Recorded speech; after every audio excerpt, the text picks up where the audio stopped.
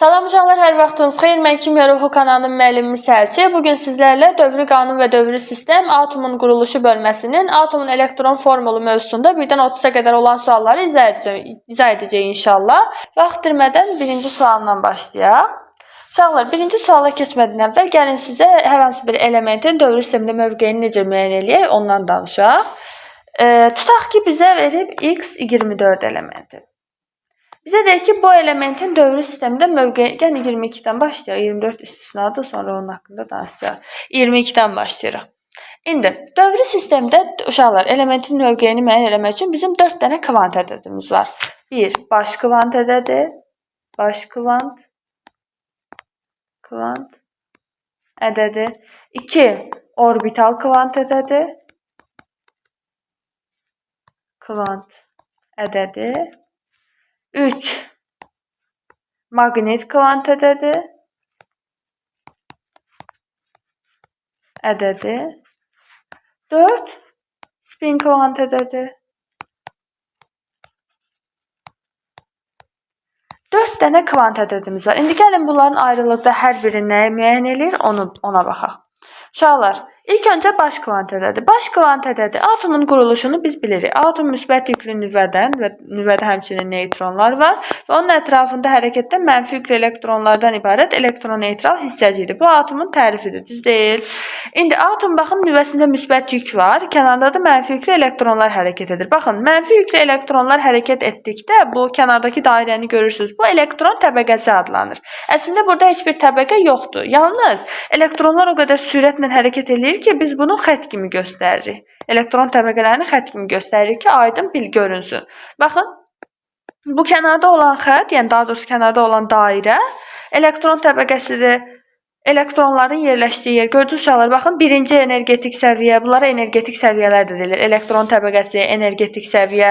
Həmçinin baxın, bu xəttlər, bu dairələr, daha doğrusu kənarda olan dairələr dövrü də göstərir.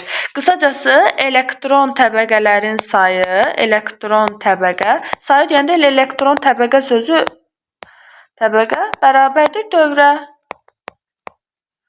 Bu qədər. Elektron təbəqələr deyilir bunlara, energetik səviyyələr deyə bilərik, dövr deyə bilərik. Hər birinin sayını göstərir. Baxın, birinci dövr, ikinci dövr, bir dənə çəkəcəm, baxın, üçüncü dövr və s. və ilə axır. Bu şəkildə çəkə bilərik. Maksimum energetik səviyyələrin sayı neçə dənə ola bilər? Dövrü sistemdə uşaqlar neçə dövrümüz var? 7 dənə. Deməli, energetik səviyyələrin sayı 1-dən 7-yə qədər qiymət ala bilir. Çünki bizim 7 dənə dövrümüz var. Deməli, baş kvant ədədini bildik ki, dövrün nömrəsini göstərir, yəni energetik səviyyələrin sayını göstərir. Baş kvant ədədi ilə bu qədər. Keçirik orbital kvant ədədi. Uşaqlar, hər bir energetik səviyyədə, görürsünüz, bunlar energetik səviyyələrdir. Özləri yarım səviyyələrə bölünür. Birinci energetik səviyyədə bir dənə yarım səviyyə olur. 1s. Birinci energetik səviyyədə bir dənə yarım səviyyə olur. İkinci energetik səviyyədə S və P yarım səviyyələri olur. Gördünüz uşaqlar. Üçüncü energetik səviyyədə S, P və D yarım səviyyələri olur. Gəlin bunu sağa sürüşdürək. Dördüncü energetik səviyyədə artıq olur S, P, D və F yarım səviyyələri olur. Gördünüz uşaqlar. Sonra biz neçə dənə energetik səviyyəmiz var ümumilikdə? 7 dənə. 6-cı energetik, baxın, birinci energetik səviyyədə, ikinci energetik səviyyə, üçüncü energetik səviyyə, dördüncü, 5-ci, 6-cı və 7-ci energetik səviyyədə S, P, D yarım səviyyələri olur. Bu qədər uşaqlar. Deməli, baş kvant ədədini öyrəndik. Baxın, bu energetik səviyyələri göstərirdi. Orbital kvant ədədi də bu energetik səviyyələrin hansı yarım səviyyələrə bölündüyünü göstərdi. Birinci energetik səviyyədə yalnız S yarım səviyyəsi var. İkinci energetik səviyyədə SP yarım səviyyələri var. Üçüncü energetik səviyyədə SPD yarım səviyyələri var. 4, 5, 6, 7. Ümumilikdə 7 dənə dövrümüz var. Bunu bilirik dövrü sistem dövrü qanun bölməsindən. SPD yarım səviyyələri var. İndi keçirik maqnit kvant ədədinə. Maqnit kvant ədədi, bu yarım səviyyələri görürsünüz. Həmin yarım səviyyələrdə olan orbitalların sayını müəyyən edir. Gəlin baxaq. S yarım səviyyəsində uşaqlar bir orbital var. Orbital baxın kvadratla işarə olunur. Hər bir orbitalda da 2 elektron ola bilər. 2 elektron. Daha sonra gəlirik, baxın, ikinci energetik təbəqədə olan P yarım səviyyəsi. P'də baxın 3 orbitalımız var. 1, 2, 3. Ümumilikdə neçə dənə elektron ola bilər? Hər bir orbitalda baxın 2 dənə elektron ola bilirsə, ümumilikdə olur 6 dənə elektron, 6 elektron. Keçirik D yarım səviyyəsinə. D yarım səviyyəsində uşaqlar 5 dənə orbital var. 1, 2, 3, 4, 5. Hər bir yarım səviyyədə də 2 elektron olduğu üçün ümumilikdə 10 elektron ola bilər D yarım səviyyəsində. Daha sonra gəlirik F yarım səviyyəsi. F yarım səviyyəsində artıq uşaqlar 7 dənə orbitalımız var. Artıq 7 dənə orbitalımız var. Ümumilikdə 14 dənə elektron ola bilər. Biz baxın uşaqlar, maqnit kvant ədədində öyrənmiş olduq. Maqnit kvant ədədi. Deməli, maqnit kvant ədədi də həmin bu yarım səviyyələrdə olan orbitalların sayını müəyyən eləyir. Gəlirik son olaraq spin kvant ədədi. Uşaqlar, mən elektronları yazanda siz gördünüz ki, elektronları mən bu şəkildə bir orbitalda elektronu bu şəkildə qətiyyən yazmadım və yaxud da bu şəkildə qətiyyən yazmadım. Daha sonra elektronları orbitallara dolduranda mən ta ki məndə 4 dənə elektron var, mən götürüb 4 dənə elektronu bu şəkildə doldurmadım. Yəni doldurma şəklimə fikir verdinizsə, mən elektronları orbitallara bu şəkildə doldurdum. 1, 1, hərəsinə ilk öncə bir dənə qoydum, daha sonra ikincilərini əlavə elədim. Gördünüz uşaqlar, elektronları düzəndə baxın, eyni istiqamətdə nə yuxarıya düzdüm, nə aşağıya düzdüm. Elektronları əks istiqamətdə düzdüm. Spin kvant ədədi məhz bunu müəyyən edir. Əgər elektronlardan biri, bir orbitalda elektronlardan biri saat əqrəbi istiqamətində hərəkət eləyirsə, digəri mütləq saat əqrəbinin əks istiqamətində hərəkət eləməlidir. Spin kvant ədədi bunu öyrənir. Bu qədər uşaqlar, bütün kvant ədədlərinə aydınlıq gətirdi. Bir də elektronları dedim, orbitallara düzəndə 4 elektron veribsə mən birbaşa düzmürəm. Elektronları orbitallara düzəndə baxın, bir-bir düzürəm orbitallara. Daha sonra məsələn, ilk hər bir orbitala bir dənə elektron düzəndən sonra elektron sayı ta ki bizə verib ki 12 dənə. 12 dənə elektron olması üçün baxın, 7-si düzülüb 8, 9, 10, 11, 12. Bu qədər. Elektronları orbitallara əks spinlərlə düzülür. İndi gəlin qısa bir təkrar edib keçək mövzumuza, birinci sualın izahımıza. Baş kvant ədədi nə idi? Energetik səviyyələrin, daha doğrusu elektron təbəqələrinin energetik səviyyələrin dövrün nömrəsini göstərirdi. Neçə dənə energetik səviyyəmiz var? Uşaqlar, 7 dənə energetik səviyyəmiz var. Səbəbi də 7 dənə dövrümüzün olması idi. Orbital kvant ədədi həmin bu energetik səviyyələrdə olan yarım səviyyələri göstərir. Birinci energetik səviyyədə S, ikinci energetik səviyyədə SP, üçüncü energetik səviyyədə SPD, 4, 5, 6, 7-ci energetik səviyyələrdə isə SPDF yarım səviyyələri vardı. Daha sonra gəldik maqnit kvant ədədinə. Maqnit kvant ədədi bu yarım səviyyələrdə olan orbitalları göstərirdi. Baxın, birinci yarım səviyyədə yalnız bir orbital var. Hər bir orbitalda neçə elektron olurdu? 2 elektron. Və bunlar necə yerləşirdi? Əks istiqamətdə.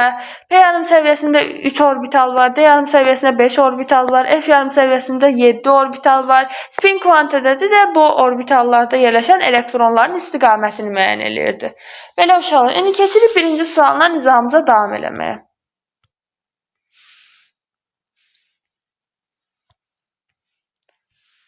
Keçirik birinci suala. 1. Normal halda 3D yarım səviyyəsində 7 elektronu olan elementin sıra nömrəsini müəyyən edin. 3D yarım səviyyəsində bizə deyir ki, 7 dənə elektron olsun. Görürsünüz, D yarım səviyyəsində ümumilikdə neçə dənə elektron ola bilirdi? Uşaqlar, bayaq öyrətdim, 10 dənə elektron ola bilirdi. Çünki niyə? 5 dənə orbital vardı. 5 dənə orbital var. Bu hissəni keçdi. İndi 3D yarım səviyyəsində 7 elektron var. İndi siz deyəcəksiniz ki, uşaqlar, atoma gəlin baxın, müsbət yüklü nüvədir, ətrafında da elektronlar. Birinci hansı energetik səviyyədə olur? Birinci energetik səviyyə elektronla dolur. Daha sonra ikinci energetik səviyyə elektronla dolmalıdır. Daha sonra üçüncü, dördüncü və s. Yəni sıra ilə dolur. İndi elektronların dolma ardıcıllığı bu şəkildədir. Yəni mən də burada 1, 2, 3 şəkildə dolduracağım. Diqqətlə baxın. 1s2. S-də neçə dənə elektron olur? 2 dənə elektron. Niyə? Bir dənə orbital var ona görə. 2s2, keçdim ikinci energetik səviyyə. Deməli, birinci energetik səviyyədə maksimum 2 elektron yerləşə bilər. Keçirik ikinci energetik səviyyə. 2s2, 2p6. Maksimum, baxın, 8 elektron yerləşə bilər. Niyə? Çünki s 1 orbitaldan ibarətdir, p-də 3 orbitaldan ibarətdir. Ümumilikdə burada 8 dənə elektron olur. Keçirik üçüncü energetik səviyyə. 3s2, 3p6. Bildik ki, üçüncü energetik səviyyədə s, p, d orbitalları var. Amma mən bura 3d yazmıram, 4s2 yazıram, daha sonra 3D10 yazıram. İndi siz sual verəcəksiniz ki, bəs 3-cü energetik səviyyə, baxın, 1-ci energetik səviyyə, 2-ci energetik səviyyə, 3-cü, 4-cü. 3-cü energetik səviyyə 4-cü energetik səviyyədən daha tez də olur axı. Yəni daha qabaqdadır axı. Baxın, nüvəyə daha yaxındır. Gərək 1-ci o elektronla dolsun, sonra 4-cü energetik səviyyədə olsun. Niyə siz bu şəkildə yazdınız? Uşaqlar, bu kvant ədədləri ilə əlaqədardır. Niyə? Çünki biz elektronları energetik səviyyələrə, yəni birinci bu gəldi, birinci energetik səviyyə gəldi, ikinci, üçüncü, dördüncü sıra ilə düzmürük. Enerjilərinə görə düzürük. Yəni 4S təbəqəsinin enerjisi 3D təbəqəsinin enerjisindən, daha doğrusu yarım səviyyəsinin enerjisindən az olduğu üçün ilk öncə 4S yarım səviyyəsi də olacaq, daha sonra 4D yarım səviyyəsi də olacaq. Yəni bunlar sıra ilə uşaqlar. Yox, mən birbaşa birinci 3D-ni doldurum, 4S belə bir şey yoxdur. Düzdür, indi bu enerji məsələsi sizə biraz aydın gəlməyə bilər, amma siz sadəcə öyrənsəz ki, birinci 4S, daha sonra 3D təbəqəsi də olur. Bu sizə kifayət edir. Yəni əgər dəqiq bu haqqda yəni ətraflı məlumat istəyən varsa, rəylər bölməsində bildirə bilər. Bunun üçün ayrıca bir izah videosu çəkəcəm. Bu energetik səviyyələrə niyə birinci 4S, sonra 3D-də olur? Baş və orbital kvant ədədlərinin cəmi nəticəsində müəyyən olunur. Davam edirik. Keçək birinci sualdan, indi təbəqələri bir-bir dolduraq. İzah bu qədər idi. Birinci sual. 3D yarım səviyyəsi. Gəlin indi yazaq. 1S2, 2S2, 2P6 düzək, 3S2, 3P6, 4S2 bizə deyir D səviyyəsi. Sonra 3D təbəqəsi olur və deyir ki, D yarım səviyyəsində 7 elektron olsun. Baxın 7, bu qədər. Əvvəli olduğu kimi doldurursunuz. Daha sonra 3D təbəqəsinə də 7 elektron qoyursunuz. Sıra nömrəsini istəyir. Uşaqlar, yuxarıdakı rəqəmlərin cəmini toplayın. Bu yuxarıdakı rəqəmlər elektronların sayını göstərir. 2 üzərinə gəlsin 2, o da 6, ümumilikdə 10. 2, 6, 2, ümumilikdə 10, 7, 27. Deməli, bu elementdən danışırsa sıra nömrəsi, nüvənin yükü, proton sayı, elektron sayı bir-birinə bərabərdir. Onda sıra nömrəsi neçə oldu? 27. Bu qədər sadə. Keçirik ikinci suala. 2. X 3 müsbət 13. Mən bunu keçən dərs demişdim ki, sağ tərəfdəki ədədlərin cəmi sol tərəfdəki ədədi verməlidir. Onda sıra elektron sayı oldu 10 dənə. Sıra nömrəsi sol alt küncdə, elektron sayı sağ alt küncdə yazılır. Y mənfi ionunda olan elektronların sayı eynidirsə, deməli X-də neçə elektron oldu? 10 elektron oldu. Sağ tərəfdəki ədədlərin cəmi sol tərəfdəki ədədi verməlidir. Onda Y-in sıra nömrəsi oldu 9. Y atomunun elektron formulu. Elektron formulu uşaqlar atomdan danışırsa, sıra nömrəsinə əsasən yazılır, görürsünüz. Yox, əgər Y ionundan danışsaydı, onda elektron formulunu yazmaq üçün mən ondan istifadə eləyərdim. İnşallah nə demək istədiyimi aydın başa düşdünüz. Y atomu deyirsə, atomda, Y atomunda sıra nömrəsi neçədir? 9. Atomun nüvəsinin yükü 0 olur da, yəni nüvəsinin yükü nə idi? İonu 0 olur da. Ona görə elektron sayı da avtomatik 9 olur. Amma mənə Y ionun da elektron formulunu yaz desəydim, mən 10 ilə hesablama aparardım. Çünki Y ionunda 10 elektron var. İndi 9 ilə hesablama apararım. Gəlin yazaq. 1S2, üst cəmi 9 olanda dayanacam. 2S2, 2P5. Baxın, üst cəmi 9 oldu. 2 üzərinə gəlsin, 2 üzərinə gəlsin. 5, 9. Deyir ki, elektron formulunu yazın. Qısa elektron formulu. Uşaqlar, qısa elektron formulu bəlkə siz fikir verdiniz. Mən bu elektron təbəqələrini, yarım səviyyələri və s. yazanda elektron formulunu arada xətlər çəkirəm. Bu xətlər, yəni birinci energetik səviyyə doldu, artıq getdi. Birinci energetik səviyyənin işimiz qalmadı. Qısa elektron formulu son energetik səviyyə əsasən yazılır. Deməli, bu elementin qısa elektron formulu 2S2, 2P5'dir. Cavab da oldu avtomatik olaraq B variantı. Keçirik üçüncü suala. Uşaqlar, o qədər bu testlərdən istəyəcəksə, artıq siz üçün 2/2 olacaq. Yəni, ən sadə bölmə dövrü qanun, dövrü sistem bölməsidir. İlk öncə çox çətin gələ bilər, amma yəni, irəlilədikcə görəcəksiniz ki, çox sadədir. Atomun nüvəsində 22 proton varsa, atomdan danışır. Tutaq ki, X atomun nüvəsində 22 proton varsa, atom olduğu üçün 22 elektron var. Dövrü sistemdə mövqeyini gəlin müəyyən eləyək. Mövqeyi bilir ki, elektronların sayına əsasən müəyyən edilir. 1S2, 2S2, 2P6, 3S2, 3P6, 4S2, 3D2. Ümumilikdə 20 elədəcəm. Qısa elektron formulunu yazaq ilk öncə. Qısa elektron formulu 4s2 3d2. İndi dövr sistemində mövqeyi necə müəyyən edirik? Mən dedim ki, baxın bunlar energetik səviyyələrdir, düz deyil? Birinci energetik səviyyə, ikinci energetik səviyyə, üçüncü energetik səviyyə. Baxın bu da üçüncü energetik səviyyədir. Daha sonra baxın bu artıq 4 yazılıbsa dördüncü energetik səviyyədir. Bunları bayaq öyrəndim və dedim ki, energetik səviyyə elektron təbəqəsi dövrün nömrəsini göstərir. Uşaqlar baxın 1 var, 2 var, 3 var. 4 var. En böyük hansıdır? 4. En böyük ədədi götürürük. Deməli bu element 4-cü dövr. 4-cü dövr neçənci qrupda yerləşir? Qrupu necə müəyyən edirik uşaqlar? Qısa elektron formulunda olan, qısa elektron formulundakı en böyük ədədi götürürük. 4-cü dövr. Qrupu necə müəyyən edirik? Qısa elektron formulunda deməli yarım səviyyələrin üstlərinin cəmi. Baxın S yarım səviyyəsi, D yarım səviyyəsinin üstlərinin cəmi. Deməli 4-cü qrupda. İndi A yarım qrup elementidir yoxsa B yarım qrup elementidir? Gəlin onu müəyyən eləyək. S, P yarım səviyyələrində olan elementlər A yarım qrup elementi. Yarım qrup elementi. D, F yarım səviyyəsində olan elementlər B yarım qrup elementi. Uşaqlar F B yarım qrup elementidir. Plusda lantanoidlər və aktanoidlərdir. Lantanoid və aktanoidlərdir. Aktanoidlər. Bəlkə dövr sistem cədvəlinin aşağısına baxmışsınız. Orada lantanoid və aktanoidləri görmüşsünüz. Onlar F elementidir. Deməli SP elementləri A yarım qrup elementi, DF elementləri B yarım qrup elementidir. Hansı energetik səviyyə, daha doğrusu yarım səviyyədə olmuyor, D yarım səviyyəsində olmuyor. Yəni sonda D yarım səviyyəsi olduğuna görə bu element D elementidir. D elementləri də hansı yarım qrupdur?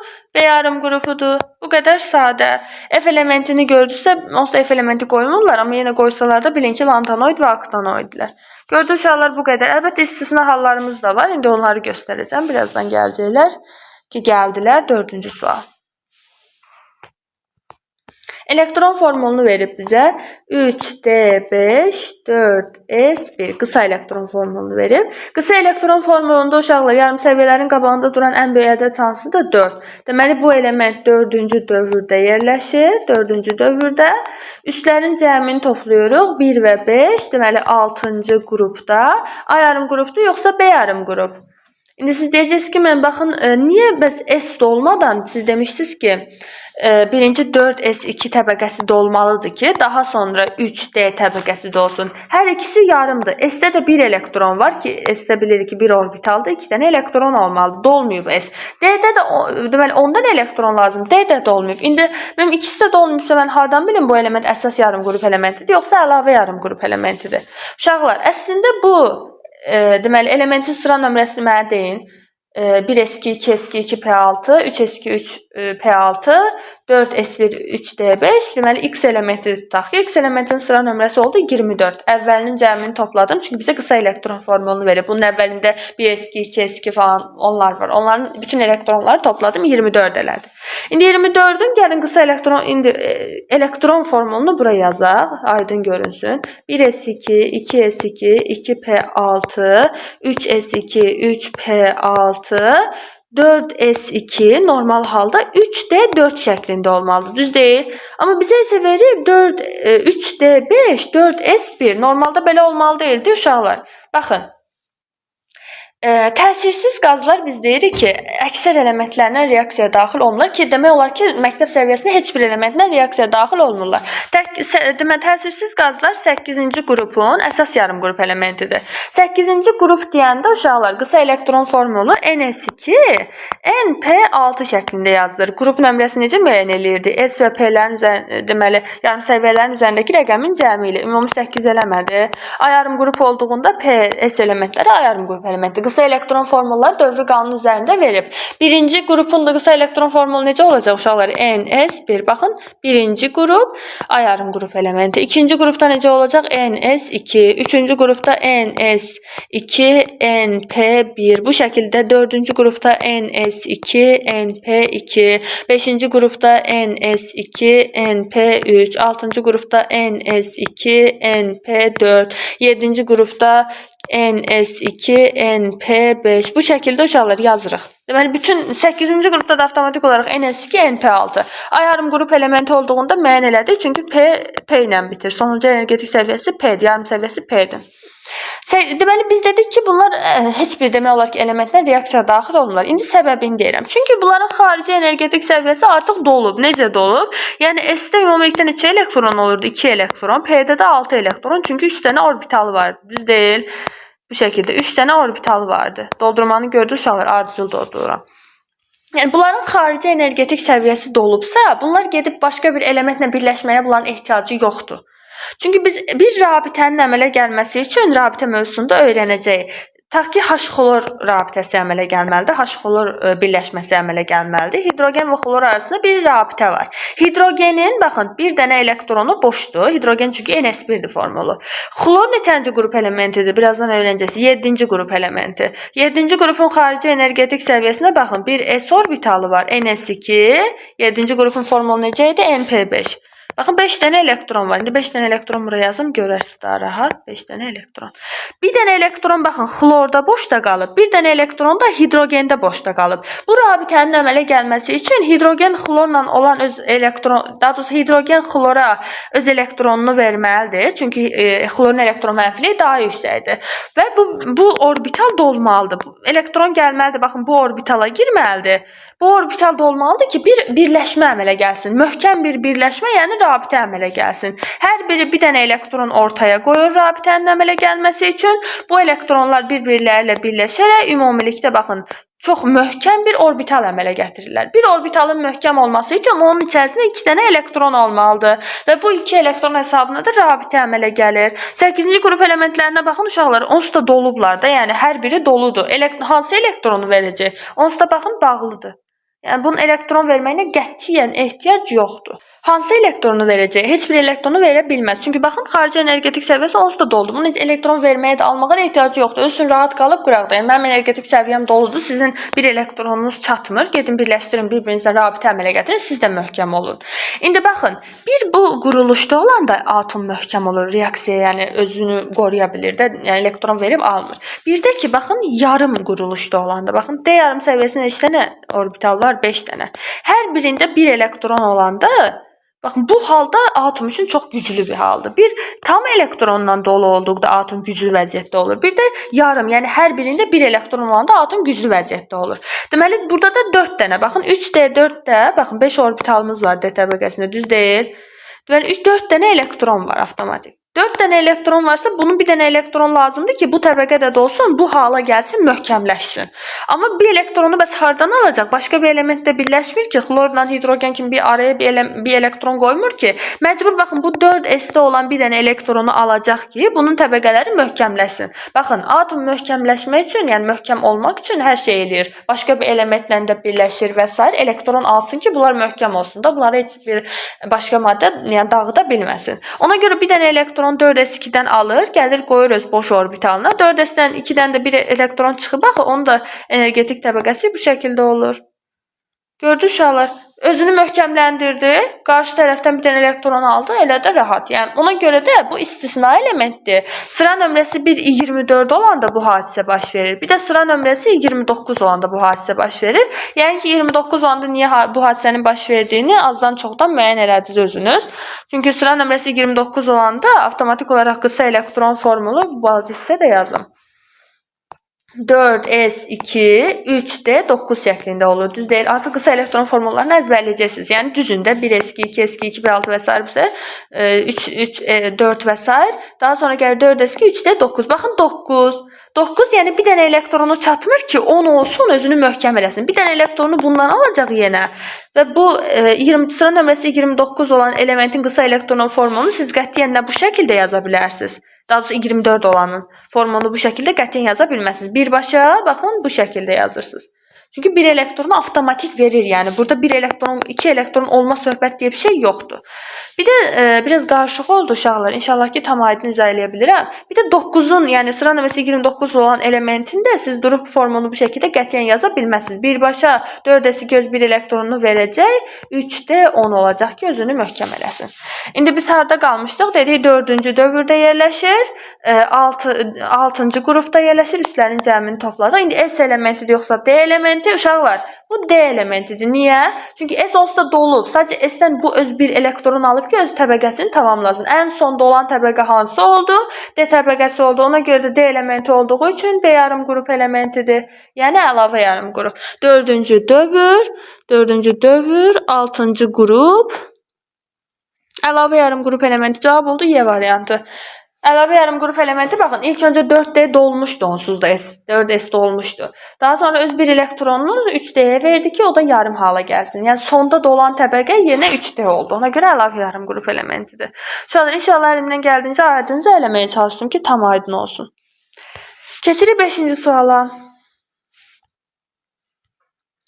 Elektron formulunu yenə bizə verib, qısa elektron formulu. Qısa elektron formuluna görə buradan görürük ki, bu element 4-cü dövrdə yerləşir. 3-cü dövr olan variantı vurduq. Üstlərin cəmini toplayırıq. 5 üzərinə gəlsin 2. 7-ci qrupda yerləşir. İndi əsas yarım qrupda yoxsa əlavə, uşaqlar sonda olan təbəqə 3D təbəqəsidir. Baxın, yarımdır. 10 dənə elektron olmalıdır, 5 dənədir. Ona görə də əlavə yarım qrup elementi cavab oldu Y variantı. Uşaqlar, siz deyəcəksiniz ki, mən burada bəs 4S 3D'dən sonra yazıblar. Uşaqlar, bunu şərti olaraq yazıblar. Əslində birinci baxın 4S dolub, sonra 3D'ni doldurub. Enerji baxımından ilk öncə 4S'i doldurub. Amma şərti olaraq da sizə göstərmək istəyir ki, yəni 3-cü təbəqə 4-cü təbəqədən daha əvvəl gəlir. Biz enerjiyə görə doldururuq elektronları. Keçirik 6-cı suala. 6-cı sual. Hansı atomun normal halda xarici energetik səviyyəsində cütləşməmiş elektronların sayı ən azdır? Uşaqlar, gəlin ilk öncə atomları bir-bir yazaq, müəyyən eləyək. A variantı P15. Uşaqlar, indi mən birbaşa qısa elektron formulunu yazmaqdan başlayacağım. Çünki hamısını bir-bir S2, 2, S2, 2, P6 şəklində yazsam çox vaxt gedər. Qısa elektron formulu 3S2, 3P3 şəklindədir. Siz yəni uzun şəkildə tam elektron formulunu yazın ki, aydın şəkildə öyrənə biləsiniz. Keçdik B variantına. Azot 7. Qısa elektron formulu uşaqlar 2S2, 2P3 şəklindədir. 2P3 şəklindədir. C variantı karbon 6, 2S2, 2P2 şəklindədir. D variantı natrium 11. Uşaqlar, natrium qələvi metaldır. Qələvi metallar baxın 3S1. Birinci qrupun əsas yarım qrup elementi. Y variantı S16. 1S2-dən başlasaq vaxt gedəcək. 3S2, 3P4. İndi bizə deyir ki, cütləşməmiş elektronların sayı. Energetik səviyyədə. Baxın, bu energetik səviyyələrdir. Bilirik bunu. Yarım səviyyələrdə baxın, bu SP, SP, SP, S, SP. Bunlar da yarım səviyyələrdir. S səviyyəsində görürük ki, elektron tam dolub. Yəni, 2 dənə elektron olmalı idi. Bir orbitalı var axı. Tam dolub. Deməli, burada cütləşməmiş elektron harda ola bilər? P orbitalında, P yarım səviyyəsində ola bilər. Bir-bir elektronları düzürük. 3 dənə elektron, 3 dənə cütləşməmiş elektron var. Gördünüz uşaqlar. İndi keçirik digərinə. Yenə S səviyyəsində 2 elektron var. Gəlin düzə. 3 dənə elektronumuz var. Yenə 3 dənə cütləşməmiş elektron var. Davam edirik C variantı ilə. Yenə S səviyyəsi tam dolub. P səviyyəsində də 2 dənə elektron var. Yəni 2 cütləşməmiş elektron var. Gəlirik D-yə. Yalnız baxın 1 elektronu var. O da S səviyyəsində. P səviyyəsində elektron keçməyib. 1 cütləşməmiş elektronu var. Daha sonra gəlirik Y variantına. P səviyyəsində, yarım səviyyəsində 4 dənə elektron var. Gəlin düzək. Düzülüşü gördünüz uşaqlar. Birinci bir səviyyəni doldurdum. Daha sonra hər bir orbitalda birinci 1 elektron qoydum. Daha sonra gəldim digər elektronları düzməyə başladım. Ümumilikdə 2 dənə cütləşməmiş elektron var. Bizə deyir ki, cütləşməmiş elektronların sayı ən azdır. Cavab oldu D variantı.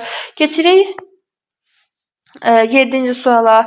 Hansı atomun normal hala diqqət uşaqlar. Birazdan həyəcanlanmış halında öyrənəcəyik. Normal hala diqqət. Bunlar atomların normal halıdır. Xarici energetik səviyyəsində cütləşməmiş elektronların sayı ən çoxdur. Uşaqlar, baxın, fosforu, kükürdü, sonra natriumu yazmışıq. 2 element fərqlidir. Gəlin onları da yazaq. Birbaşa elə altdan yazıram xlor üçün. Xlorun sıra nömrəsi uşaqlar 17-dir. Qısa elektron formulu 3S2, 3P5 şəklindədir. Daha sonra bir yazırıq. Silisyum 14 üçün qısa elektron formulu 3S2, 3P2 şəklindədir. İndi cütləşməmiş elektronların sayı bizə nədir? Ən çoxdur. Yəni cütləşməmiş elektronların sayını göstərək. 2 elektron, 2 dənə cütləşməmiş elektronu var. Sırayla düzək. İstəyirəm birinci bu tərəf, sonra bu tərəf doldururuq. Ümumilikdə bir cütləşməmiş elektron var. Ən çox baxın uşaqlar burada hansı oldu? 3 cütləşməmiş elektron, deməli Xlorda 1'dir, xlor deyil. Daha sonra fosfor 15, fosfor da 3'dür. Cavab da oldu B variantı, yəni fosfor. Keçdik 8-ci suala. Maksimum həyəcanlanmış halda hansı atomun ən çox sayda cütləşməmiş elektronu olur? Gəldik həyəcanlanmış hala. 8. Həyəcanlanmış hala əsasən biz elementlərin hansı valentlik göstərdiyini müəyyən eləyə bilirik uşaqlar. İndi gəlin onu müəyyən eləməyi sizə öyrədim. İlk öncə gəlin karbon üçün qısa elektron formulu yazaq ki, bayaq yazdıq. 2s2, 2p2 şəklində. Bir s orbitalı var. S orbitalında baxın 2 elektron var. Bir də var p orbitalı. Düz deyil. P orbitalında da 2 elektron var.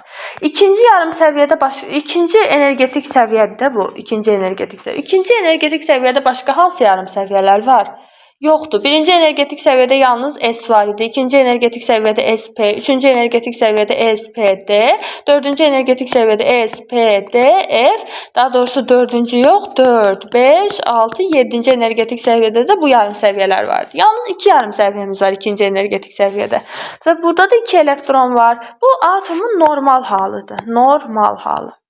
İndi atomu həyəcanlandırırıq. Atomu həyəcanlandıranda, baxın, hər hansı bir orbitalda 2 dənə elektron varsa, onlar həyəcanlanmağa başlayacaq və boş orbitallara özlərini atmağa başlayacaqlar. Boş orbitallara avtomatik olaraq keçəcəklər. Düzdür, P-də baxın, elektron baxın, hərəsində bir dənədir. Boş orbitalımız var. Avtomatik olaraq hər bir səviyyədə bir elektron olacaq. Baxın, özünü boş orbitala göndərdi, daha doğrusu atdı və hər bir energetik səviyyədə, daha doğrusu hər bir yarım səviyyədə orbitalda bir elektron oldu. Bu da atomun həyəcanlanmış halıdır. Həyəcanlanmış. Həyəcanlanmış halın əslində biz valentlikləri müəyyən edirik. Tək elektronların sayı valentliyi göstərir. Neçə tək elektronu var? 2. 2 valentlik göstərəcək karbon. Neçə tək elektronu var? Uşaqlar 4.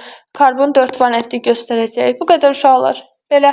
İndi bütün elementlər üçün gəlin bunu yazaq. Deyir ki, maksimum həyəcanlanmış halda ən çox sayda cütləşməmiş elektron. Maksimum həyəcanlananda neçə dənə cütləşməmiş elektron olur karbonda? 4 dənə. Gəlin bunun yazına yazaq 4.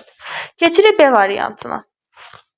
Azot üçün yazaq. İlk öncə azotun qısa elektron formulunu yazacağım. 2s2, 2p3 şəklində. Normal halda, baxın, azotda elektronlar bu şəkildə düzülür. Düz deyil. Sizcə biz azotu həyəcanlandıra bilərik? Əlbəttə ki, yox, həyəcanlandıra bilmərik. Niyə? Çünki bunun ikinci energetik səviyyədə yalnız 2 dənə orbital yarım səviyyə var. Düz deyil.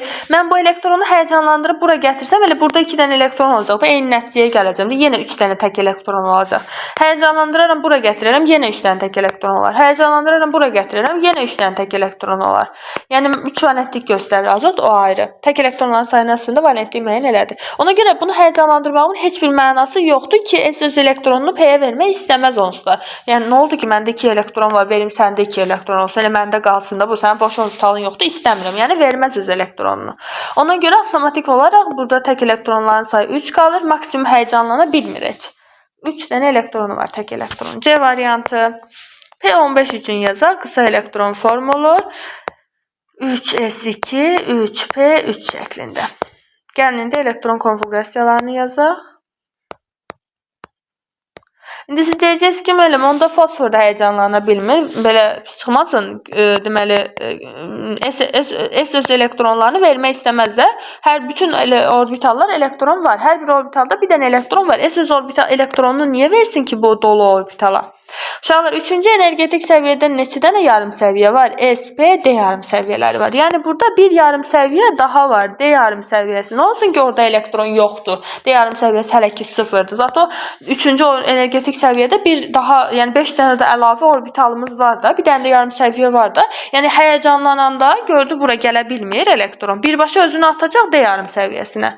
Yəni, həyəcanlananda avtomatik olaraq 3s1, 3p3, buradakı elektronları dəymirik. D yarım səviyyəsinə də baxın, bir dənə elektron özünü atdı bura. Gördünüz? Həyəcanlandı. Öz energetik təbəqəsində özünü S səviyyəsindən atdı D səviyyəsinə. Gördünüz, bir dənə elektron oldu. Maksimum həyəcanlandı. Neçə dənə cütləşməmiş elektron oldu? 5 dənə. Deməli, fosfor neçə valentlik göstərə bilər? Maksimum 5 valentlik göstərə bilər. Minimumda görürük ki, 3 valentlik göstərə bilər. Valentliyi tək elektronların sayına əsasən müəyyən eləyirik. Ona görə biz deyirik dəyişkən valentli elementlər, sabit valentli elementlər. Sabit valentli elementlər hansılardır? Birinci qrupun əsas yarım qrup elementi, yəni NS1, ikinci qrupun əsas yarım qrup elementi NS2. Uşaqlar, ikinci qrupun əsas yarım qrup elementi, birinci qrupa baxın 1S1, yalnız bir valentlik göstərir. İkinci qrup NS2. Baxın, elektronlar cütləşib, düz deyil. Biz burada valentlik müəyyən eləyə bilmirik. Həyəcanlanacaq, avtomatik olaraq 2 dənə yarım səviyyədə bu şəkildə elektronları düzəcək. 2 dənə elektron. Gördünüz, maksimum 2 valentlik, daha doğrusu tək elə 2 valentlik göstərəcək, tək elə 1 valentlik göstərəcək. Yəni bu şəkildə valentlik anlayışda məncə sizə aydın oldu. İndi keçirik D variant 15-də neçə idi maksimum? 5. Keçdik indi D variantına. Biraz qısaldıq.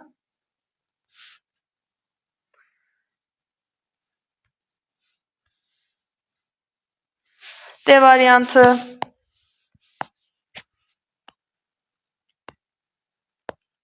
D variantı S16 qısa elektron formulu 3S2, 3P4. Gəlin həyəcanlandıraq. S2 dənə, deməli P yarım səviyyəsində də 4 dənə elektron.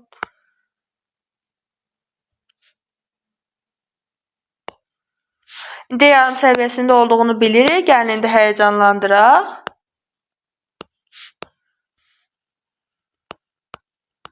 Maksimum həyəcanlandıraq. İlk öncə P yarım səviyyəsi öz bir elektronunu D yarım səviyyəsinə verməyə çalışacaq. Gəlin ilk həyəcanlanma halını göstərim. İlk həyəcanlanma halı baxın bu şəkildə olacaq. P öz elektronunu verəcək. Daha sonra ikinci dəfə birinci həyəcanlanma, sonra gəlirik ikinci həyəcanlanma. İkinci həyəcanlanmada da artıq S öz elektronunu D yarım səviyyəsinə verəcək. Baxın. Deməli, bu da mərhələli həyəcanlanmadır. Gördünüz uşaqlar, bir neçə dəfə deməli element, atom daha doğrusu həyəcanlana bilər. Birinci dəfə həyəcanlananda P yarım səviyyəsindən elektron alır. İkinci dəfə həyəcanlananda S yarım səviyyəsindən elektron alır. Ümumilikdə baxın, kükürd elementi biz deyirdik ki, 2, 4, 6 valentlik göstərdi. Dəyişkən valentli elementi. Normal halda kükürd elementi neçə valentlik göstərdi? 2 valentlik. Birinci dəfə həyəcanlananda baxın 4 dənə boş elektron var, 4 valentlik göstərir. Sonda isə 6 valentlik göstərir. Deməli, maksimum həyəcanlananda bu artıq maksimum həyəcanlanmadır. Neçə cütləşməmiş elektron olur? 6 cütləşməmiş elektron olur. Kürdə də yazırıq 6. Keçirik sonuncu 17, yəni xlor. Xlor 17. Düzey qısa elektron formulu 3S2, 3P5. Uşaqlar, siz artıq gördünüz ki, 7 elektron var. Bayaqki kimi baxın, SD, SPD səviyyələrini çəkirəm. Bir də bir hamısını neçə dəfə həyəcanlandırdığımı yazmıram. 7 elektron bura düzürəm. Baxın, tək elektronların sayı oldu 7. Xlor, gəlin indi xlorun neçə valentlik göstərdiyini sizə aydın yazın. Bu maksimum həyəcanlanma halıdır. İlk öncə normal yazıram. Normal halda bu şəkildədir. Çünki siz xlorun həyəcanlanma halını görməlisiniz. Neçə valentlik göstərdiyini oradan müəyyən eləyərsiniz. Daha sonra isə sadə şəkildə bir dəfə yazacağım. Normal halda xlor bu şəkildədir. Normal halda. Neçə valentlik göstərdi xlor normal halda? Baxın, energetik səviyyə buradan bölünür. Düz deyil, 2 dənə burada var. Hərəsində 1 valentlik göstərir. Çünki bir dənə tək elektronu var. Keçirik birinci həyəcanlanmaya. Birinci həyəcanlanma. Birinci həyəcanlanma P öz elektronlarındakı elektronlarından birini D yarım səviyyəsinə verəcək. S olduğu kimi qalır. P'də baxın, öz elektronlarından birini götürdü, P yarım səviyyəsinə verdi. Burada 2 dənə elektron üstəm. Bu olmaz. Burada 2 dənə elektron vardı. Bunu gəldi D yarım səviyyəsinə verdi. Birinci həyəcanlanma. Neçə dənə tək elektron oldu? 3 dənə. Yəni bu element göstərdi 3 valentli. Keçirik ikinci həyəcanlanmaya. İkinci həyəcanlanma zamanı yenə S-dəki elektronlara dəymirik. P-də artıq bir dənə də cüt elektron var. O indi digər cüt elektronunu verir P yarım səviyyəsi. D yarım səviyyəsində də olacaq neçə dənə? 2 dənə elektron. Neçə valent, neçə dənə tək elektron var? 5 dənə tək elektron var, yəni 5 valentlik göstərdi. Sonuncu da yəni maksimum həyəcanlananda S öz elektronunu artıq vermiş olacaq. 7 valentlik göstərəcək element. Deməli, xlor elementi 1, 3, 5, 7 valentlik göstərir. Maksimum həyəcanlananda da xarici energetik səviyyəsinə 7 cütləşməmiş elektron olur. Cavab da avtomatik olaraq xlorda Y variantında oldu 7. Bizə deyir ən çoxdur. Cütləşməmiş elektronların sayı həyəcanlananda cavab da oldu Y variantı. Keçirik indi 9-cu suala.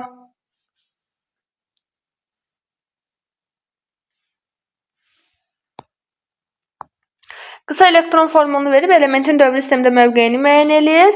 4-cü dövr, sonuncu energetik səviyyə 4-dür. Üstləri toplayırıq 3. 3-cü uşaqlar D ilə bitib görürsünüz. Əlavə yarım qrup elementi son olaraq D də olmayıb. Bax, S tam da olub, D də olmayıb. 10-cu sual. Hansı elementin ən yüksək valentliyi onun dövr sistemində yerləşdiyi qrupun nömrəsinə uyğun deyil? Uşaqlar, cavab flordur. İndi niyə flor olduğunu sizə izah eləyəcəm. 2 dənəsinin üzərində götürüb elə izah eləyəcəm. Gəlin hansıları götürək? Götürək kükürdü A variantını, bir də götürək floru. Niyə düzgün deyil onu izah eləyirəm.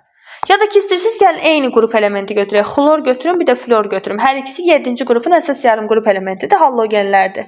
İlk öncə gəlin xlorun qısa elektron formulunu yazım. Uşaqlar, bu elementlər artıq sizə əzbərə olacaq. Çox vaxt bu elementlər ikinci dövrdə olur. Deməli, ən yüksək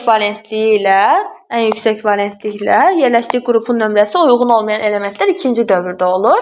Səbəbində indi aydın görəcəksiniz ki, biz bunu valentlik mövzusunu öyrənəndə istisna hal kimi demişdik. Biz demişdik ki, hər bir elementin, əsas yarım qrup elementinin ən yüksək valentliyi onun yerləşdiyi qrupun nömrəsinə bərabər olur. Amma istisna hallarımız var idi, azot, flor. İndi oksigenli istisna olduğunu indi hal-hazırda öyrənəcəksiniz. İlk öncə gəlin xlorun qısa elektron formulunu yazıram. 3s2, 3p5 şəklində yazılır. Burada aydınlıq hamımız. İndi gəlin bir-bir bunu həyəcanlandıraq. Normal halda xlorun, baxın, birinci energetik səviyyəsinin S səviyyəsi tam dolub, yarım səviyyəsi. İkinci yarım səviyyədə də 5 dənə elektron var. Bunu müəyyən elədik. İndi normal haldır bu, normal.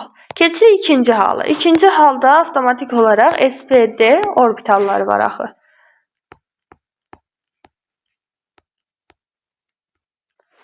Baxın, S yarım səviyyəsində elektronlar olduğu kimi qalır. P yarım səviyyəsində də bir elektron gələcək. Bunu bayaq izah elədim. Buradakı elektron artıq gəldi, bax, bura. Buradakı elektron gəldi bura. Gördünüz, neçə valentli oldu? 1 valentli, 3 valentli. Xlor bu arada 7-ci qrupun əsas yarım qrup elementidir, uşaqlar. A yarım qrup elementi. Niyə? Qısa elektron formulda üst cəmi oldu 7. P'dir sonda da olan orbitalda A yarım qrup elementi. Bunu müəyyən elədi. Birinci həyəcanlanma. İndi keçirik ikinci həyəcanlanmaya. Yenə S öz elektronlarını verməyəcək. Çünki P'də artıq 2 dənə elektron var. İlk öncə gəlib P öz elektronlarını verib qurtarsın ki, sonra S versin. Hərəsində 1 elektron olur. 1 P elektronu daha D yarım səviyyəsinə gəldi. İndi keçirik 3-cü həyəcanlanma halına. Artıq P öz bütün cüt elektronlarını verdi. Hamısı tək olduğuna görə S öz elektronunu verib özünü tək elektron hala gətirəcək.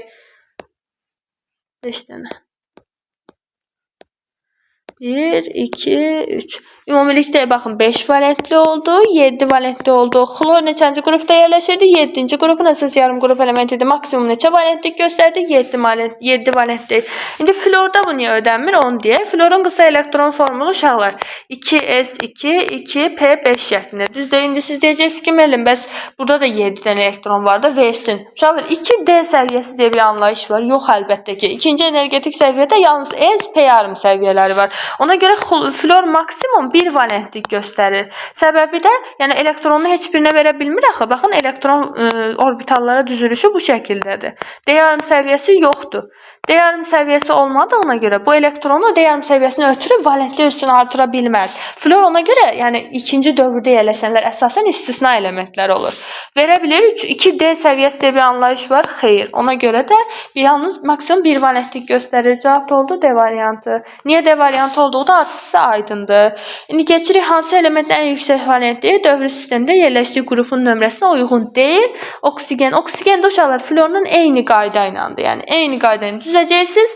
Hətta istəyirsiniz düzün rəylər bölməsində də düzdüyünüz yazdığınız ifadəni ya da hər hansı bir səhv yol verirsə onu da bildirə bilərsiniz. Orada izah eləyərəm. Eyni şəkildə yazırsınız uşaqlar. Eyni şəkildə də həll olunur. Oksigenlə eyni qrupda yerləşən element kükürdlə eyni qrupda yerləşir.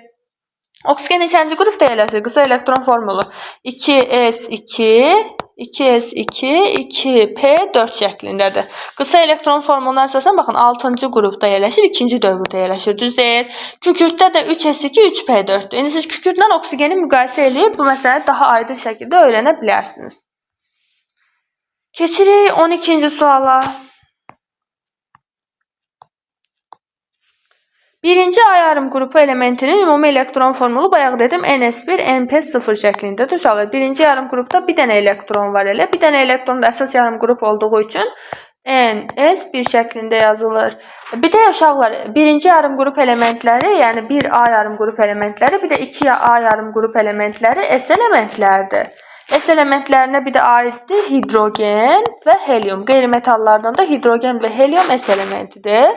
Bunu öyrəndik. İndi gəlirik P elementlərini istədim. Yerdə qalan qeyri-metal elementləri və metal elementləri hamısı P elementlərdir. Yerdə qalan, yəni əksər əsas yarım qrupda, A yarım qrupunda yerləşən. Bilirik ki, P elementləri A yarım qrupunda.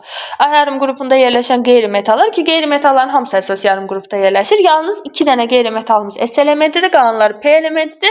Metallardan da məsələn alüminium əsas yarım qrupdur, P elementidir.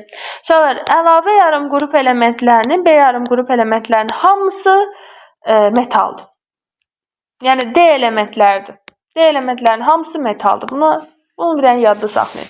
Əlavə yarım qrup elementləri, yəni D elementləri metallardır. Lantanoidlər, aktanoidlər, yəni F elementləri onları saymayın. Çünki onlar məktəb səviyyəsində öyrədilmir. Onların yəni quruluşunu yaxud elektron konfigurasiyasını bilməyiz, o qədər də vacib deyil. 2A yarım qrup elementlərinin ümumi elektron formulu. Uşaqlar, əgər 2A yarım qrup elementlərinin ümumi elektron formulunu bilmirsinizsə, qrupdan danışırsa üstləri toplayın. Baxın, 2 üzərinə gəlsin 0, 2 ilə cavab oldu A variantı, digərlərinə baxaq. 2 üzərinə gəlsin 1, 3, 3-cü əsas yarım qrup, 4-cü əsas yarım qrup, 5-ci əsas yarım qrup, 6-cı əsas yarım qrup bu şəkildə. Xlor 17 mənfi ionuna hansı elektron formulu, 17 qısa elektron formulunu göstərin. Uşaqlar, elektron formulu elektron sayına görə yazılır. Burada verilən 17 sıra nömrəsi, yəni proton sayıdır. Elektron sayını necə müəyyən edirik? Mən demişdim ki, sağ tərəfdəki ədədlərin cəmi sol tərəfdəki ədədi verməlidir. 18-in üzərinə mənfi 1 gələndə, daha sonra 18-dən 1 çıxanda 17 eləyir. 18 dənə elektron var. 18 dənə elektron üçün gəlin qısa elektron formulu yazaq. 3s2, 3p6. Bu şəkildə uşaqlar, qısa elektron formulunu o qədər yazacaqsa artıq əzbərləyəcəksiniz. 3s2, 3p6 olan variant cavab oldu B variantı. Keçirik 15-ci suala. 4-cü dövr 7 A yarım qrup elementi. 4-cü dövrdürsə uşaqlar 4s2 deməli dolub. 7-ci qrupun əlavə yarım qrup elementi. 4s2-dən sonra hansı təbəqədə olur? 3D təbəqəsi. 7-ci qrup olması üçün D-nin üzərində hansı rəqəm olmalıdır? 5 rəqəmi olmalıdır. 4-cü dövr 2 üzərinə gəlsin 5, 7-ci B yarım qrup elementi D yerləşən qısa elektron formulunu yazın. A variantı. İstəsəniz cavablardan baxıb da yaza bilərsiniz. B variantı uşaqlar D elementi deyil. Baxın, sonuncu dolan təbəqə P-dir. C variantında 4-cü dövr 8-ci A yarım qrup elementidir. D variantında baxın D elementi əlavə yarım qrup deyil, əsas yarım qrup elementidir. Son dolan təbəqə P-dir. 5-ci yarım qrup Y variantında da uşaqlar 6-cı qrupdur. Baxın, 5 üzərinə gəlsin 1, 6. Düzdür, əlavə yarım qrup elementidir. Plusda uşaqlar bu 5, yəni 5-ci dövrə keçir artıq. Y variantı da yanlışdır. Elektron formulu verilmiş elementin hansı daha qüvvətli reduksiya edicilik xassəsi göstərir? Uşaqlar, dövrü qanunu dövr sisteminin ilk bölməsini sizə öyrədəndə qayıtdım, dedim ki, atomun yuxarıdan aşağıya doğru atomun radiusu, reduksiya edicilik və metallıq xassə artır. Digər istiqamətdə də əlbəttə ki, azalacaq, digər xassələr artacaq. Bu istiqamətdə bu 3 xassə artır, qalanları isə azalır. Və necə yadınızı saxlayın demişdim? Arm şəklində. Arm ingiliscə qol deməkdir. Biz qolumuzu yuxarıdan aşağıya doğru açırıq, düz deyil. Ona görə də arm şəklində yadınıza saxlaya bilərsiniz ki, bu istiqamətdə artırlar bu 3 xassə. Reduksiyacılık yuxarıdan aşağıya doğru artır, düz deyil. Bizə indi burada hansı qrup elementləri verilir? Gəlin ilk öncə onu müəyyən eləyək. 7-ci A yarım qrup elementi. 7A. Daha sonra B variantına baxıram 2A. C variantına baxıram 5A. D variantına baxıram 6A. Y variantına baxıram 3A.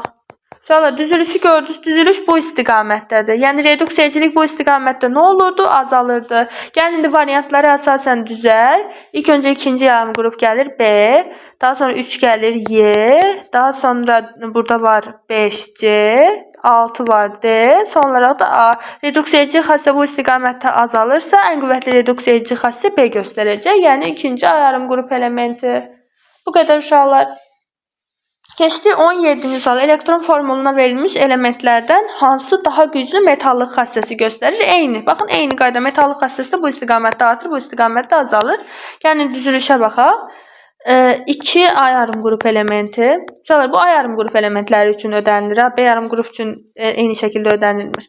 1 A yarım qrup elementi, 1 A yarım qrup elementi, 1 A yarım qrup elementi, 1 A yarım qrup elementi. Düzülüşü gördünüz uşaqlar. İndi gəlin dövrləri əsasən düzək.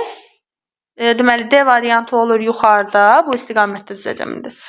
Daha sonra gəlir ikinci dövr olan Y variantı. Daha sonra gəlir üçüncü dövr olan B variantı. Daha sonra dördüncü dövr olan C variantı. Diğeri isə dördüncü dövrün ikinci A yarım qrupunda yerləşir. Düz deyil, dördüncü dövr. Baxın, bu artıq dördüncü dövr idi. Düz deyil. Burada dördüncü dövr C'yi qoydum. İkinci A yarım qrupda yerləşir. Gəlin ikinci yarım qrupa qoyaq. A variantı da keçdi bura. İndi mənə deyir ki, metallıq xassəsi nə olsun? Metallıq xassəsi ən güclü. Metallıq xassəsi bu istiqamətdə artırdı, bu istiqamətdə də azalırdı. Yəni artır, bu istiqamətdə artırsa, onda avtomatik bu istiqamətdə azalırsa, bu istiqamətdə də artmış olacaq. Ən son gəlir C-də birləşir. Cavab da oldu C variantı. 18-ci sual. Qısa elektron formulu verilmiş elementlərdən hansının iyonlaşma enerjisi ən böyükdür? Uşaqlar, iyonlaşma enerjisi bayaqki suallarla eyni tipdə sualdır. İyonlaşma enerjisi bu istiqamətdə artırdı. İqo xassələri artırdı. İyonlaşma enerjisi də bura daxildir. İndi gəlin düzəl. 7-ci A yarım qrup elementi, 1 A yarım qrup elementi, 4 A yarım qrup elementi, 2 A yarım qrup elementi, 7 A yarım qrup elementi. Ki bunların dövrlərinə də indi diqqət edib düzəcəyik dövr sistemdə. Bizdə burada ikinci dövr var. Bir də üçüncü dövr var. Düz deyil. Tutaq ki, bu olsun ikinci dövr, bu da olsun üçüncü dövr. Qrup olaraq da birinci qrup, ikinci qrup, üçüncü qrup bu şəkildə gedəcək. Gəlin indi ilk öncə dövrlərə əsasən ikinci dövrün 7-ci A yarım qrupunda yerləşir. Tutaq ki 4, 5, 6, 7. İkinci dövrün 7-ci A yarım qrupunda yerləşən element oldu A variantı. Daha sonra üçüncü dövrün 1-ci A yarım qrupunda yerləşir. Üçüncü dövr, ikinci dövr idi bayaq ki. Dəqiqə, ikinci dövrün A yarım qrupu A variantı 7-yə getdi.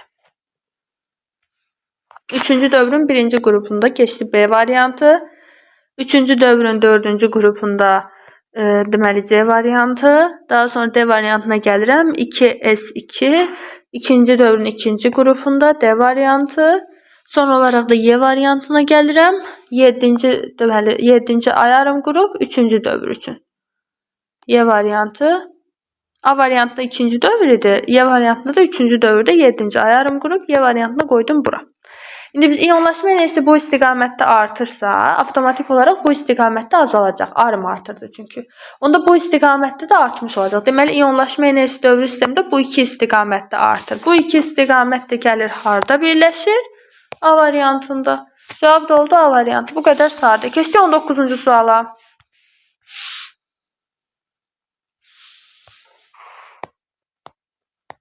Elementin sıra nömrəsini bizə verib, tutaq ki 17. Qısa elektron formulunu yazaq. 3s2, 3p5. Qısa elektron formulunu elə bizdən istəyirmiş. Uşaqlar 3s2, 3p5 C variantı. 20-ci sual. Uşaqlar, baxın, atomun quruluşunu bu şəkildə yazın. Müsbət yüklü nüvədən və onun ətrafında hərəkət edən mənfi yüklü elektronların sayını verib və energetik səviyyələri verib. Birinci energetik səviyyədə baxın 2 elektron, ikinci energetik səviyyə, üçüncü energetik səviyyə. Uşaqlar, əlbəttə ki, bu energetik səviyyələr belə dairə şəklindədir. İndi bunları tamamlamayıb, qısa şəkildə verib. Düz deyil. qırıq xətlərlə göstərilir bu arada. Üçüncü energetik səviyyədə 3 dənə elektron var. Xarici energetik səviyyə sizcə bu quruluşda hansıdır? Baxın, bu xarici energetik səviyyədir. Çünki xaricdə yerləşib. Baxın, xətti görürsünüz, xaricdədir. Üçüncü energetik səviyyə xarici energetik səviyyədir. Neçə dənə elektron var? 3 dənə elektron var. Xarici energetik səviyyədə biz elə qısa elektron formulunu xarici energetik səviyyə əsasən yazırıq. 3 elektron varsa, deməli bu 3-cü yarım qrupda yerləşir. 1, bu 3 variantı atmış olduq. A variantı, C variantı, D variantını atdıq. İndi dövr neçənci dövrdə yerləşir uşaqlar? 1, 2, 3. 3-cü dövr, 3-cü A yarım qrup elementi, Y variantı. 21-ci sual eyni 1-ci dövr, 2-ci dövr, 3-cü dövr, energetik səviyyələr dövrün nömrəsini göstərir. Deməli 3-cü dövrdə yerləşir. İxtisarlarımızı aparırıq. 3-cü dövrdə, yəni xarici energetik səviyyədə neçə dənə elektron var? 4 dənə. Deməli 4 A yarım qrup elementi, 4 A yarım qrup, D variantı. Keçdik 22-ci suala. Həyəcanlanmamış halda P yarım səviyyəsində cəmi 9 elektronu olan X atomunun proton sayını müəyyən edin. Həyəcanlanmamış halda. Uşaqlar, P yarım səviyyəsi normal halda baxın bu şəkildə də olur. 1s2, 2s2, 2p6. P yarım səviyyəsində artıq 6 elektron var. 3s2, 3p3. Baxın, normal halda, həyəcanlanmamış halda. P yarım səviyyəsində neçə elektron oldu? 9 elektron. 6 üzərinə gəlinsin 3 oldu 9. İndi mən bura 3 deyil zat yaza bilmərəm də. Maksimum deyir ki, P'də 9 elektron olsun. P'də 9 elektron olması üçün P'də yəni 3-cü energetik səviyyədə olan P yarım səviyyəsində 3 elektron olmalıdır. P yarım səviyyəsi dolmalıdır ki, mən bura 3D, 4S2 yazım. Dolmadan hara yazıram? Mən normal halda bu şəkildə yazdır bu elementin qısa elektron formulu. Proton sayını istəyir. Uşaqlar, atomda proton sayı elektron sayına bərabər olur. Gəlin üstlərin cəmini toplayaq. 10 üzərinə gəlinsin 5, 15. Cavab oldu Y variantı. 23-cü sual. Oksigen atomunda və molekulunda neçə cütləşməmiş elektron var? Uşaqlar, bu sual deməli, abituriyentlərin əksərən çaşdığı sualdır. Molekul anlayışı, yəni molekulda necə olur cütləşməmiş elektron və s. kimi uşaqlar çox sual verirlər. Gəlin aydınlıq gətirək. İlk öncə gəlin oksigen atomundan başlayaq. Oksigen atomunun necə olduğunu bilirik. O8 şəklində qısa elektron formulunu yazaq. Üstünə 1s2-dən başlamayaq. 2s2, 2p4 şəklində. Qısa elektron formulu bu şəkildədir. Bunu yazdıq. İndi energetik səviyyələrə düzməyimizə ehtiyac var. Yox, birbaşa deyir, neçə atomunda cütləşməmiş elektron sayı. Burada bilir ki, 3 səviyyəsi yoxdur, daha doğrusu D səviyyəsi yoxdur, 2D deyə bir anlayış yoxdur. Ona görə 2 dənə səviyyə var. Cütləşməmiş elektronların sayını gəlin göstərək. S-də cütləşməmiş elektron yoxdur. P-də də cütləşməmiş elektronların sayı avtomatik olaraq oldu 2 dənə. Deməli, oksigen atomunda cütləşməmiş elektronların sayı neçə dənə oldu? 2 dənə oldu. C, D, Y variantları yanlışdır. İndi keçirik 2-yə baxmağa. Bu cümləni uşaqlar yadda saxlayın, oksigen molekul deyir. İstənilən molekulda cütləşməmiş elektronların sayı 0-dır. Cavab da oldu B. Niyə? Sual çıxır, niyə? Oksigen atom, oksigen molekulu necə yazılır? Bu şəkildə yazılır. Oksigen molekulu nədən ibarətdir? 2 dənə oksigen atomundan ibarətdir. Mən bayaq sizə nə dedim? Dedim ki, bir rabitənin əmələ gəlməsi üçün bir atom bir elektron ortaya qoyur, digər atom da bir elektron ortaya qoyur. Bunlar birləşərək bir rabitə əmələ gətirirlər. Bir rabitə. Gördünüz mü? Bir rabitənin əmələ gəlməsinə neçə elektron iştirak elədi? 2 elektron iştirak elədi.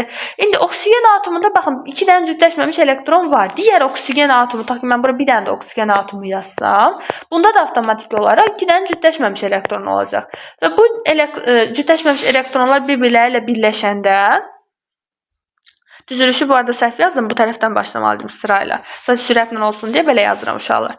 Deməli, bir oksigen molekulunda 2 oksigen atomunun birləşməsindən əmələ gəlmir. Bu 2 dənə cütləşməmiş elektron bir-biri ilə birləşəcək. Cütləşəcək də baxın bu şəkildə olacaq. Ona görə o istənilən molekulda uşaqlar cütləşməmiş elektron deyə bir anlayış yoxdur. O 0-dır. İstənilən molekul üçün bunu belə götürürsünüz. Cavab oldu B. Keçdi 24-cü suala. Qısa elektron formulunu bizə verib 3D8, 4S2 olan elementin sıra nömrəsini müəyyən edin. Uşaqlar, bilirik ki, bu element harda yerləşir? Gəlin mövqeyini müəyyən edək. 4-cü dövrdə neçənci qrupda yerləşir? 10-cu qrup deyə bir anlayış var uşaqlar. Bizim maksimum neçə dənə qrupumuz var? 8 dənə qrupumuz var. Deməli uşaqlar, əgər üstlərin cəmi 10 olarsa, üstlərin cəmi 9, 10 olarsa, bu element deməli 8, B yarım qrup elementidir. Üstlərin cəmi 11 olarsa bu element 1 B yarım qrup elementidir. Üst cəmi 12 olarsa bu element 2 B yarım qrup elementidir. Bir dənə bu hissəni yadda saxlayın uşaqlar. Başqa bundan artıq onsuz da ola bilməz. Lantanoidlər aktanoidlərə gedir, yenə də deyirəm. O da bizə lazım deyil. Deməli, üst cəmi 10 olduğu üçün bu element 8-ci qrupun B yarım qrup elementidir. İndi gəlin ümumi elektron sayını müəyyən eləyək. Bu sadəcə uşaqları müəyyən eləmək üçün, yəni necə deyim, biləsiz 10, 11, 12-nin nə olduğunu biləsiz. Elektron sayı 1s2, 2s2, 2p6 qısa elektron formulunu birbaşa verir. Mən tam elektron formulunu yazmadan birbaşa cavabı yazıram. Cavab da avtomatik olaraq olur uşaqlar 28. 1s2, 2s2, 2p6 üstlərin cəmini toplayın, cavab eləyəcək 28. Bilirik də bundan əvvəl 1s2, 2s2, 2p6, 3s2, 3p6, sonra 3, 4, 4s2, 3 də 8 olur. 25-ci sual. Hansı deməli qısa elektron formulu iyonların hamısına aiddir? Qısa elektron formulunu elektronların sayına əsasən yazırıq. Gəlin bu iyonlarda elektronların sayını müəyyən eləyək. Sağ tərəfdəki ədədlərin cəmi sol tərəfi verməlidir. 18 çıxılsın 1, 17. 18 üzərinə gəlsin 2, 20. 18 çıxılsın 2, 16. İndi elektron formulunu yazırıq. Qısa elektron formulunu yazacağım. 2p6-ya qədər 10 dənə elektron gedir. 3s2 3p6. Bizə həyəcanlanma halı demir uşaqlar. Ona görə cavab da oldu B variantı. Keçirik 26-cı suala. Deməli V3D3 4s2 elementinin dövrü sistemdə mövqeyini müəyyən eləyin. 4-cü dövr neçənci qrup? 5 B yarım qrup elementi niyə? Çünki D ilə bitir. Cavab oldu B. 27-ci sual. Element hidrogenli RH2 tipli uçucu birləşmə əmələ gətirir. Uçucu birləşmə. Bura diqqət. Bu elementin qısa elektron formulunu müəyyən edin. Uşaqlar, bəlkə dövrü sistem cədvəlinin axırına baxmısınız. Orada həm oksidləri verib, elementlərin baş oksidləri. Bir də hidrogenlə əmələ gətirdiyi uçucu birləşmələr verilib.